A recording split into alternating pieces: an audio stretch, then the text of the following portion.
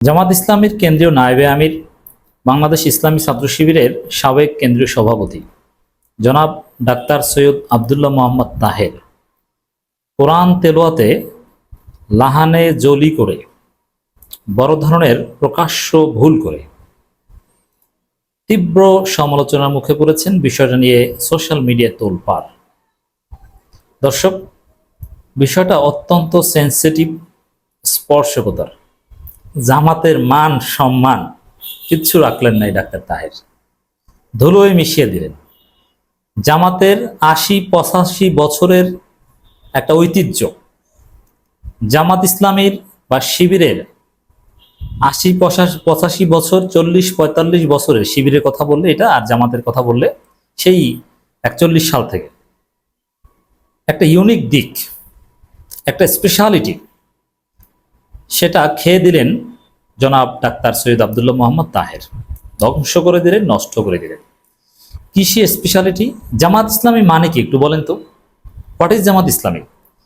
বাংলাদেশে কৌমি ভিত্তিক ধর্মভিত্তিক দলের অভাব নেই, কিন্তু জামাত ইসলামের স্পেশালিটি হচ্ছে এই জামাত ইসলামী আধুনিক শিক্ষিত লোকজন করে এবং এখানে আসলে সে ইসলাম শিখে।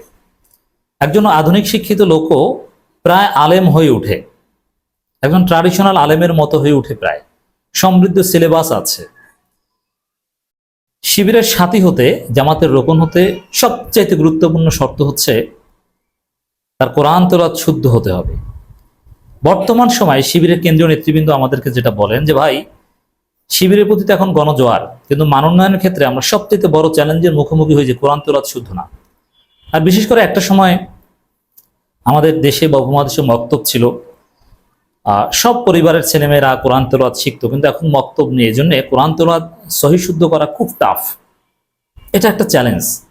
তো এখানে জামাত শিবিরের একটা স্পেশালিটি হচ্ছে, জামাত শিবিরের লোকজন স্কুল কলেজে পড়লেও তারা কোরআন তেলাওয়াত শুদ্ধ, তারা দার্স দিতে পারে, তারা ইসলামের কথা বলে, দাওয়াত দিতে পারে।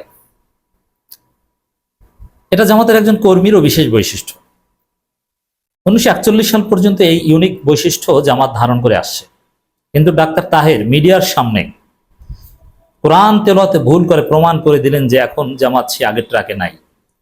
এখন জামাতের কেন্দ্রীয় নেতা, কেন্দ্রীয় নায়েবে আমির, সেকেন্ড ইম্পর্টেন্ট পার্সোনালিটি হিসাবে, যেমন বড় চেয়ারের দিক যদি বিবেচনা করেন, সবচেয়ে বড় চেয়ারটা যদি ডাক্তার শফিকুর রহমান পায়, তারপরের চেয়ারটা পাবেন, যদিও পাওয়ারের দিক থেকে সেক্রেটারি জেনারেল, কিন্তু সম্মানের দিক থেকে বা পাওয়ার অফ প্রেসিডেন্সি হিসেব করলে আমিরে জামাত, তারপরে নায়েবে আমিরদের মধ্যে অধ্যাপক মুজিবুর রহমান, তারপরে মানে থার্ড ইম্পর্টেন্ট ব্যক্তি ডাক্তার সৈয়দ আবদুল্লাহ মোহাম্মদ তাহের, তারপরে আসবে secretary general, assistant secretary general. মানে জামাতের তৃতীয় গুরুত্বপূর্ণ ব্যক্তি, তিনি শুদ্ধভাবে কোরআন তেলাওয়াত করতে পারেন না। তো এই পারফরমেন্স দেখিয়ে মিডিয়ার সামনে তিনি যে অন্যায় করেছেন, জামাত ইসলামের যে মান সম্মান নষ্ট করেছেন, জামাত শিবির ঐতিহ্য যেভাবে ধ্বংস করে দিয়েছেন, তাকে সংগঠন বহিষ্কার করে যদি জেলে দেয় তারপরও তার প্রায়শ্চিত্ত হয় না। এত বড় অন্যায় করছে। কারো বিচ্যুতি, রুকনিয়াত বাতিল, পদত্যাগ, বহিষ্কার, এতে সংগঠনের ঐতিহ্যের উপর আঘাত হানে না, মৌলিকত্ব নিয়ে প্রশ্ন ওঠে না। বরং এটা অনেক ক্ষেত্রে ভালো হয় যে না, আমরা কোনো অ্যানোমালিসকে, ডেভিয়েশনকে আমরা টলারেট করি না। কিন্তু সিটিং একজন নায়েবে আমির, যে সংগঠনের প্রতিনিধিত্ব করেন, তার কোরআন তেলাওয়াত ভুল কেন, এই জায়গাটা আমাদের হাত দিতে হবে। প্রথম কথা হচ্ছে সংগঠনের মানসম্মান নষ্ট করেছেন, এতে তার বড় শাস্তি হচ্ছে। আমি বলবো যে তার উচিত পদত্যাগ করা। আমি আহ্বান জানাবো পদত্যাগ করা। কেন আমি আসি সেদিকে? এই পদের যোগ্য ডাক্তার সৈয়দ আবদুল্লাহ মোহাম্মদ তাহের না, এটা আমরা সেই 2021 সাল থেকে আমি বলে আসছি। আপনারা যারা জানেন না তাদের অবগতির জন্য জানাচ্ছি, ডাক্তার তাহেরের 2 বার রুকনিয়াত স্থগিত হয়েছিল।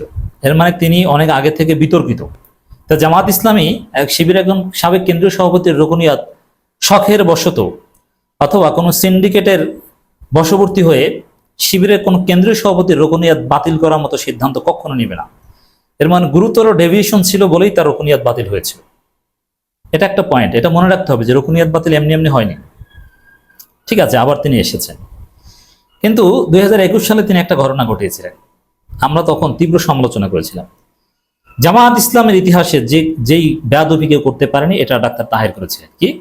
তিনি মিডিয়ায় বলেছিলেন যে আমিরে জামাতের বক্তব্য এটা তার ব্যক্তিগত, মানে আমিরে জামাতের একটা বক্তব্য ফাঁস হয়েছিল যেখানে তিনি বলেছেন বিএনপির সাথে আমাদের কোনো জোট নাই, জোটের প্রয়োজনীয়তা ফুরিয়ে গেছে।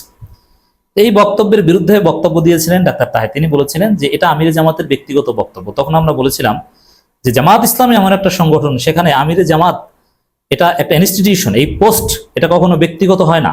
আমিরে জামাতের বক্তব্য কখনো ব্যক্তিগত হতে পারে না, এটা চরম লেভেলের সাংগঠনিক বেয়াদবি।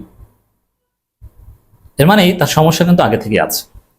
এরপরে সাংবাদিক ইলিয়াস ভারতের দালালির অভিযোগ করেছিলেন, জামাত কিন্তু তদন্ত করার সাহস করেনি। আমি জানি না যে জামাত তার প্রতি কেন দুর্বল, কেন তদন্ত করেনি, এবং তদন্ত প্রতিবেদন প্রকাশ করুক যে আমরা পাইনি। আওয়ামী লীগের সাথে সংশ্লিষ্টতা এবং আওয়ামী লীগের মন্ত্রীদের সাথে বৈঠকের অভিযোগ 2021 সালে 22 সালে বিভিন্ন সময় তার বিরুদ্ধে উঠেছিল, কিন্তু এ বিষয়েও কেন্দ্রীয় জামাত বরাবরের মতো নীরব। তার ভাইয়ের বিরুদ্ধে নানান অভিযোগ, নানান সময় মাঝে মাঝে এগুলো নিয়ে হাইপ ওঠে, কিন্তু কেউ কোনো সাংগঠনিক কোনো পদক্ষেপ আমরা দেখি না। এর মানে কি দেখেন, কোরআন তেলাওয়াত ভুল কেন, এটা কারণ হিসেবে বললাম যে লোকটা আপাদমস্তক বিতর্কিত, সাংগঠনিক ট্রাকে যিনি নাই, আল্লাহ রাব্বুল আলামিনের পক্ষ থেকে এটা তার জন্য একটা জিল্লতি। আল্লাহ রাব্বুল আলামিন বা একটা বিশেষ পরিকল্পনার মধ্য দিয়ে এখানে প্রমাণিত হলো যে তিনি ইসলামী আন্দোলন একামতি দিনের এই পবিত্র প্ল্যাটফর্মে নায়েবে আমিরের দায়িত্ব পালন করার যোগ্যতা রাখেন না, তিনি যোগ্যতা হারিয়েছেন। আচ্ছা, তিনি কি কোরআন তেলাওয়াত কখনোই শুদ্ধ ছিল না? শুদ্ধ ছিল। শিবিরের সভাপতি কোরআন তেলাওয়াত শুদ্ধ জানেন না, এটা অসম্ভব। তিনি কোরআন তেলাওয়াত শুদ্ধ জানতেন, সহি শুদ্ধভাবে তিনি ইমামতি করতেন, পারতেন, দার্স দিতেন, কিন্তু এখন তিনি পারেন না। এরকম অনেক ঘটনা দেখেছি, আমাদের সাথে পড়তো হাফেজ, এখন শুদ্ধভাবে, একসময় হাফেজ ছিলেন, জবরদস্ত হাফেজ ছিলেন, খতম তারাবি, আমার ঢাকা বিশ্ববিদ্যালয়ে পড়তো, আমার সাথে আমার রুমে থাকতো, আমি নাম বলবো না, জবরদস্ত হাফেজ ছিল, খতম তারাবি পড়াতো। এখন আমি একদিন বলেছি যে তুমি কোরআনুল কারিমের প্রথম পাতা দেখে দেখে পড়ো, সূরা বাকারার প্রথম 10 আয়াত পড়ো, তিনি পড়তে পারেন না, বারবার আটকে যান এবং ভুল হয়। এর মানে এরকম অধপতন হয়।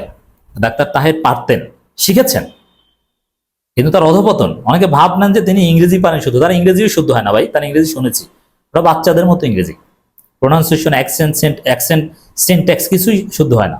তো ইন্টেলিজিবল, কোন রকম বুঝাতে পারে না, ও করে ফিলার ওয়ার্ড সহ, এই অতএব ইংরেজি পারে এই ভাব নেবেন না।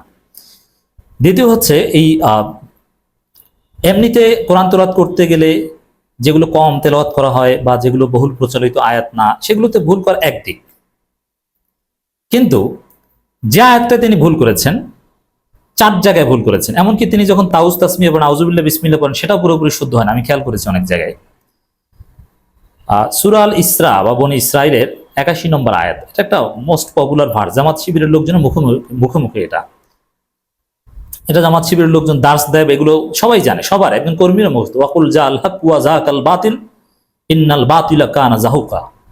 অনেক সময় কোনটা বাতিলা, বাতিলু, এছাড়া এই হাক্কু না হাক্কা, এরকম অনেক জায়গায় ভুল হয়ে যায় অনেকের, কিন্তু এই আয়াতটা এতটাই মোস্ট রিড, এটা জামাত শিবিরের লোকজন নর্মালি ভুল হয় না, তো এই জায়গায় তার ভুল হয়েছে, তিনি বলতে পারেন না।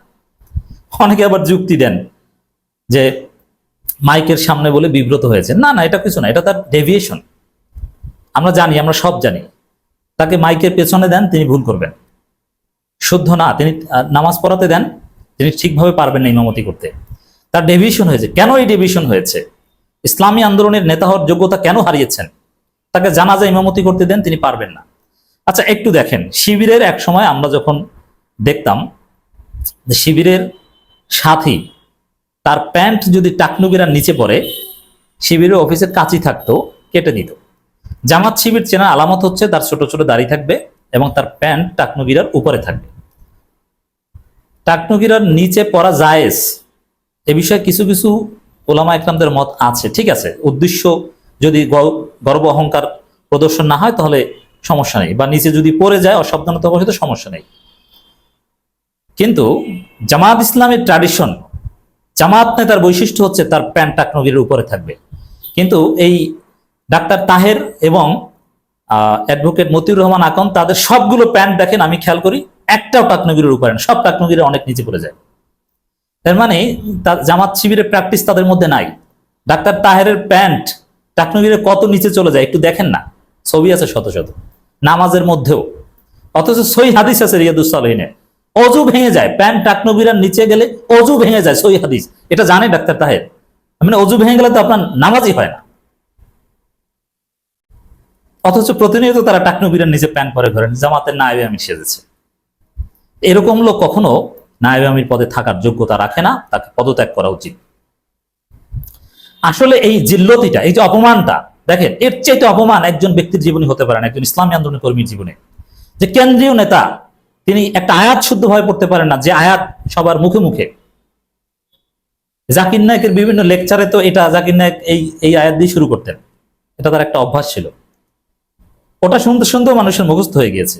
ওয়াকুল জাআল হাক্কু ওয়া জাহাকাল বাতিল ইন্নাল বাতিলা কানা যাহুকা, সবার মুখস্থ।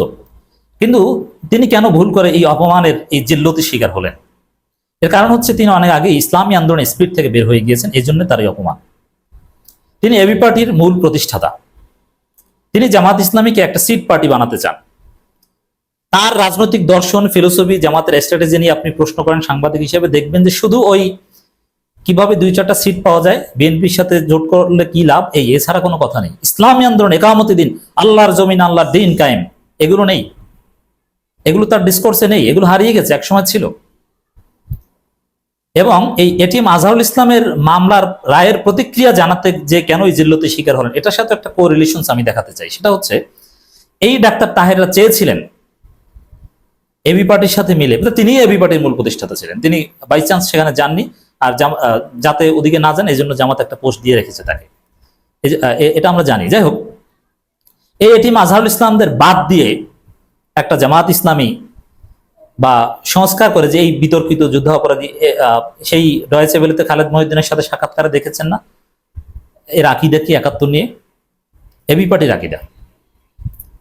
এদেরকে বাদ দিয়ে একটা জামাত ইসলামী কায়েম করতে চেয়েছিলেন এই ডাক্তার তাহেররা, আর অনেকে ছিল, এই মুজিবুর রহমান মঞ্জুরা, তারা তো বাদ দিয়েছেনই, যে না এদেরকে যুদ্ধাপরাধের অভিযুক্ত, এদেরকে বাদ দিতে হবে, এদেরকে নিয়ে এরা আর বাড়েন। আমার মনে হয় এই কারণেই এটিএম আজহারুল ইসলামের দিকে যখন জাতি তাকিয়ে এটিএম আজহারুল ইসলামের নামে স্লোগান চারদিকে, সেই দিন এই ডাক্তার তাহের অপমানিত হলেন, লাঞ্ছিত হলেন। এটা একটা কোরিলেশন থাকতে পারে আল্লাহর পক্ষ থেকে। এই জন্য বলবো, জামাত শিবিরের মতো এই পবিত্র ঐতিহ্যবাহী সংগঠনের 85 বছরের ইতিহাসে কলঙ্ক লেপনের জন্য আপনি কখনো দেখাতে পারবেন না 85 বছরের ইতিহাসে জামাতের কোন কেন্দ্রীয় নেতা ভুল তেলাওয়াত করেছেন, অসম্ভব। তাও আবার এরকম একটা বহুল প্রচলিত আয়াত, এটা ডাক্তার তাহের করেছেন। আমি তার পদত্যাগ চাই।